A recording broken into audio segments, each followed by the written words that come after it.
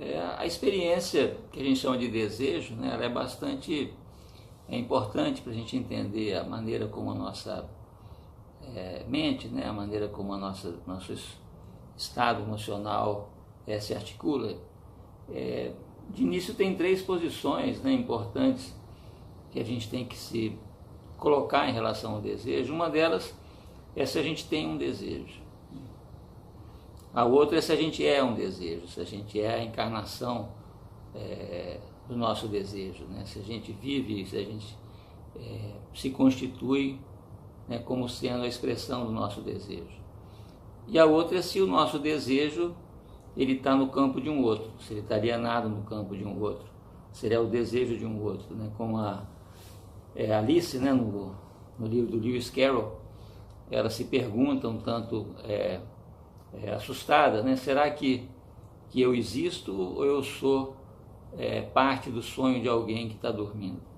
Então, essas três condições, né, essas três posições relativas em relação ao desejo, elas são bastante importantes da gente se perguntar, né, qual é a nossa posição em relação ao desejo, né? A gente tem que tentar entender, afinal, de que se trata o desejo. É uma primeira aproximação do que poderia ser, né, esse sentido do desejo.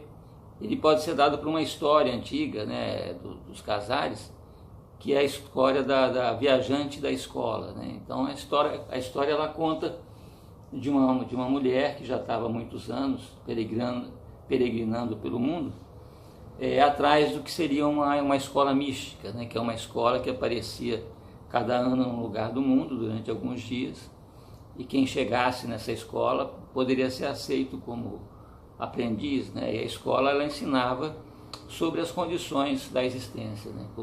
Como viver, viver adequadamente.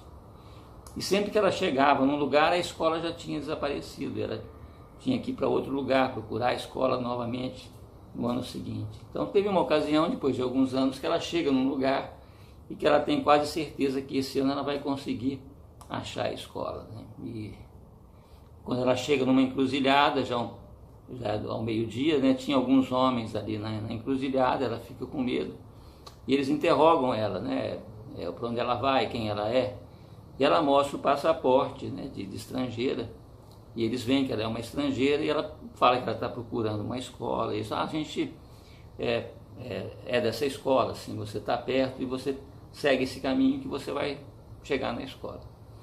E ela segue o caminho, e quando está chegando ao final do dia, ela percebe que ela havia sido enganada, né, que não havia nenhuma escola naquele caminho. Aí ela volta, né, e os homens estavam ali ainda, e ela fala com eles: poxa, vocês me enganaram, né, não tinha nenhuma escola nesse caminho. Aí falam: não, realmente a gente enganou você, né, porque a gente suspeitou, né, você é estrangeiro, a gente não sabe o que você poderia querer com a escola. Então a gente realmente enganou, e agora não tem mais jeito, porque a escola não vai aparecer mais, a gente não sabe por quantos anos ela vai ficar sem surgir. Então você perdeu, né, a sua oportunidade. E ela fica muito mal com isso, né, e volta para a casa dela depois de muitos anos.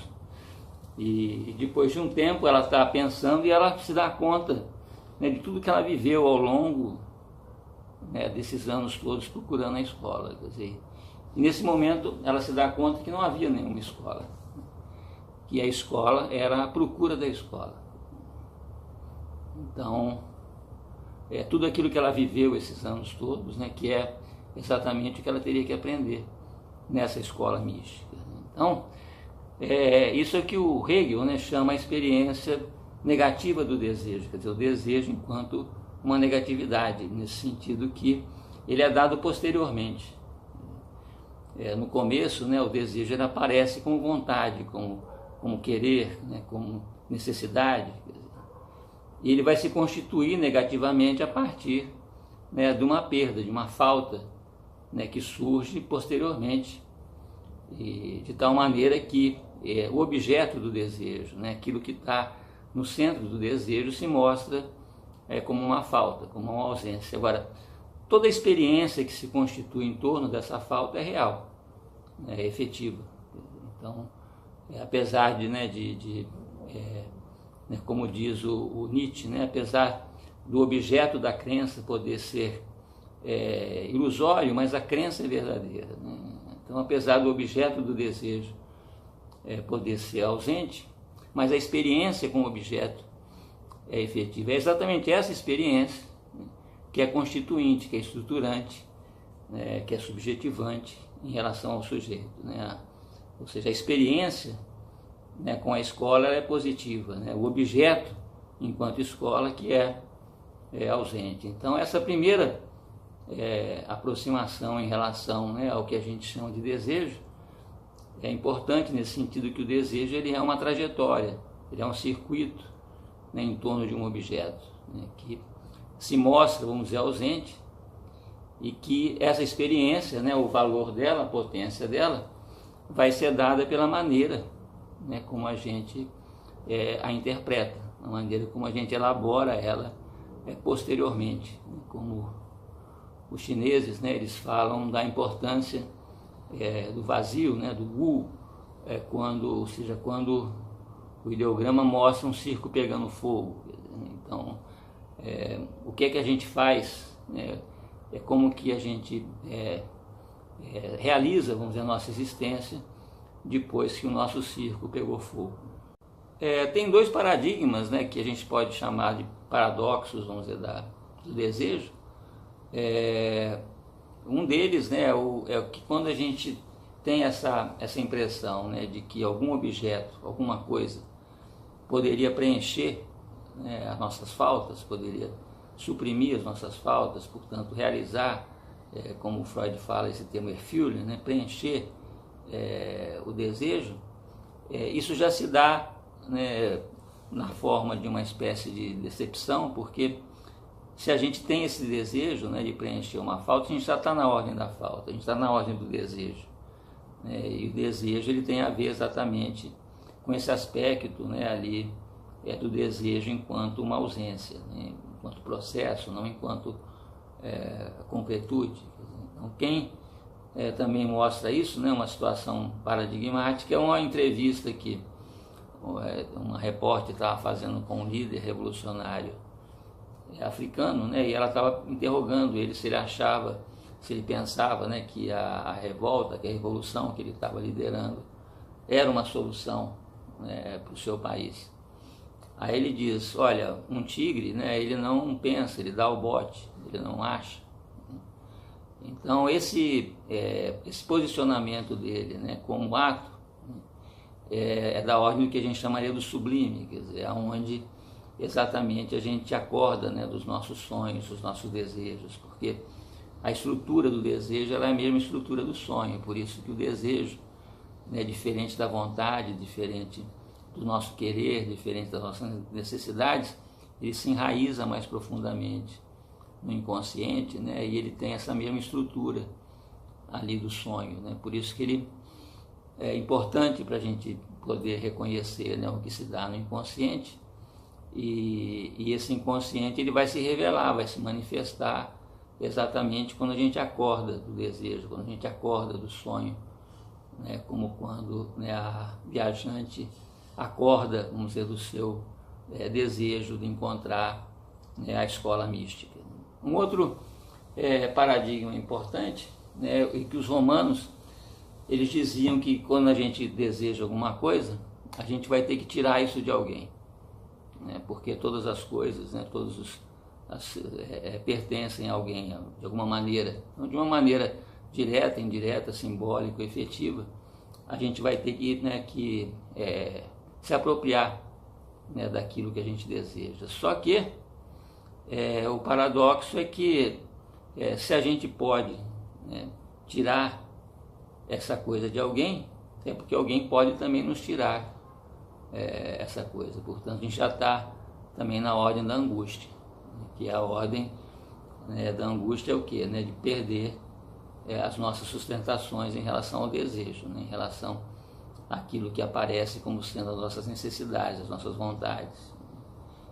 Portanto, o que pode, né, dar conta dessa angústia é essa situação, né, da viajante, onde a gente percebe que aquilo que efetivamente não pode ser perdido, nem por nós, né, nem por quem a gente tem efetivamente retirado algum objeto, é a experiência, a vivência que a pessoa tem, que nós temos em relação às coisas. Quer dizer, essa experiência, essa vivência, ela é singular, ela é intransferível, né, e ela é inalienável.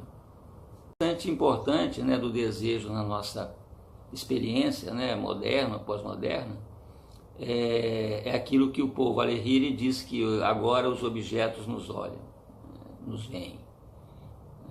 Então, na experiência usual do desejo, né, o sujeito, né, ele constitui através da fantasia, através da experiência do desejo, isso que o Lacan chama do objeto pequeno a, quer dizer, aquilo que o fascina, né, aquilo que o atrai no objeto. Né? Então, é o sujeito, vamos dizer, ele é a fonte constitutiva, né, desse encontro, vamos dizer, desse objeto de fascinação. Só que dentro dessa experiência, né, que a gente chama hoje em dia da era das perversões, é uma inversão dessa fórmula do desejo. Né? E nessa inversão é o objeto, né, esse objeto fascinante, que constitui o sujeito. Então, a gente está imerso, né, tomado exatamente pelo campo das coisas, os objetos. São esses objetos, ou a posse deles, ou o nosso empenho em relação a eles que nos constitui, e não mais, né, o sujeito que constitui os seus objetos. Onde essa experiência ela é mais intensa, né, exatamente nos vícios, né, nas adicções, né, nas situações passionais, mas também, né, no sadismo, no masoquismo, nessas experiências que a gente chama usualmente de perversas, né, onde o objeto, né, ele predomina, ele determina o sujeito, e não é mais o sujeito que tem alguma determinação sobre o objeto. Então, nessas experiências, né, ou na experiência que a gente chama de pós-moderna, cada vez mais os sujeitos eles estão, né, numa condição subordinativa, né, eles estão subordinados aos objetos, quer dizer, são os objetos que determinam, né, que